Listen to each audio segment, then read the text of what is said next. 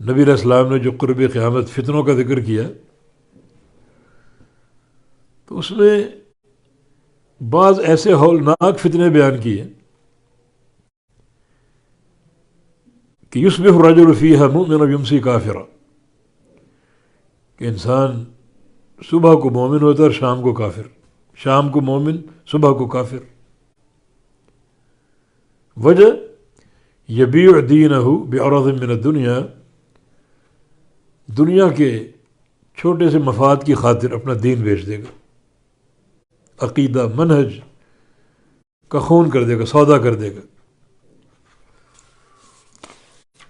دنیا کی خاطر۔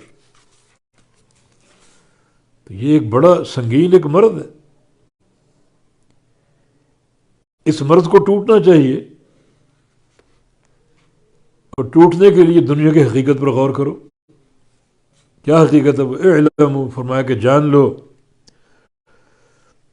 انما الحیات الدنیا، کہ دنیا کی زندگی تو ہے ہی لعب، کھیل تماشا، ولہو، اور لہو،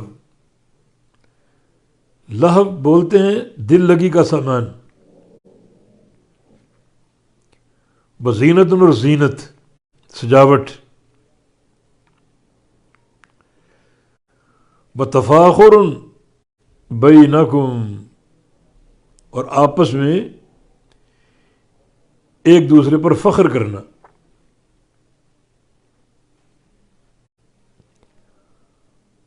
اپنی بڑائی جتانے کی کوشش کرنا۔ یہ فخر کے بہت سے اسباب ہو سکتے ہیں، حسب و نسب ہے، مال دولت ہے، حسن ہے، شباب ہے، وغیرہ وغیرہ۔ وتکاثر فی الاموال والاولاد، اور اموال مال کی جمع، اور اولاد ولد کی جمع، اور مال و اولاد میں کثرت کی طرف دوڑنا، ایک دوسرے پر سبقت لے جانا، کہ فلاں کے پاس اگر 2 فیکٹریاں میرے پاس 3 ہوں، فلاں کے پاس 2 گاڑیاں میرے پاس 4 ہوں، فلاں کے پاس 2 بنگلے میرے پاس 4 ہوں۔ یہ تکاثر، کثرت کی حرص ایک دوسرے پر، مال و اولاد میں، فلاں کا اتنا بینک بیلنس ہے میرے پاس اس سے زیادہ ہو، اور یہ تباہ کن سوچ ہے۔